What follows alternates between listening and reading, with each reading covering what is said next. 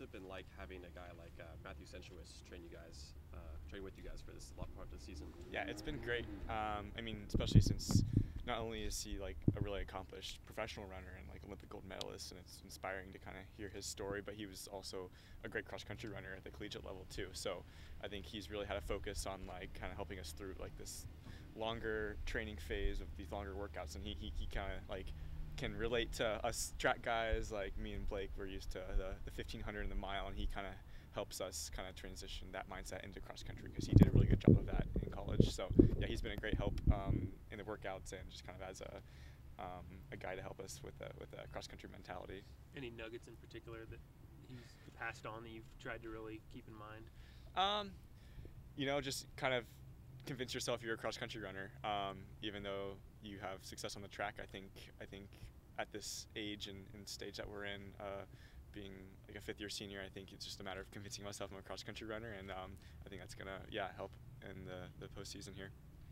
Has he trained with you in the 1500 at all through the years? No. It's usually in the spring. He hasn't been around Eugene too much, so it's just been these longer workouts. And I think he was here a couple years ago, kind of doing the same thing. So yeah, he's been a great help. Yeah.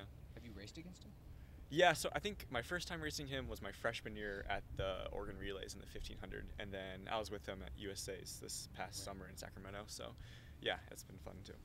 What's the prep been like this week as you prepare for Pac-12? Yeah, so we're just finishing up our 6-week block of training. So we still worked pretty hard this past week, and now is kind of our time to taper a little bit for this meet. But it is a relief getting through the 6-week block. I mean, getting everyone through it healthy and feeling good.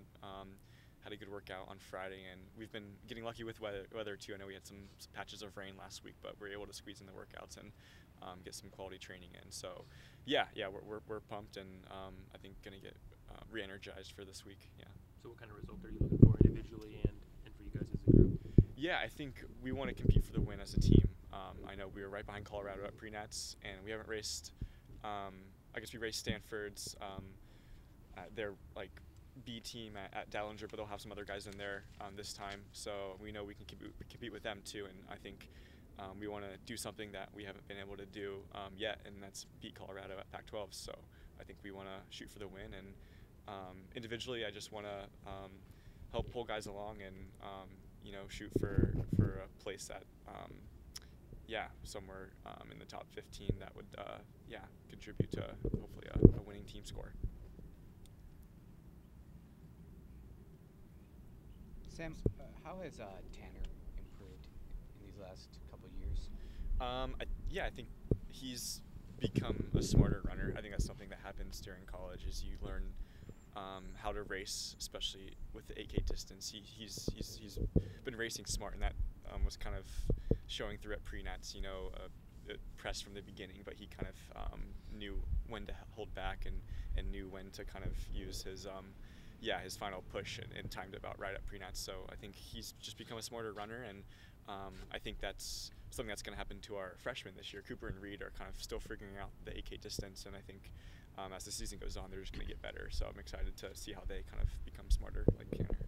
You guys have so many 1500 guys on the team. Is it important to have a 10K guy who's also pretty good? Yeah, and that helps maybe even more in the training too, because he's able to stay comfortable when maybe like the 1500 guys get a little like tired or uncomfortable in the workouts. So I think having Tanner there to kind of lead the way in the workouts is huge too. Do you call him Tanner? Only formally, he's Terry to the guys, and I think he responds to Terry even more often than Tanner. So yeah, no, it's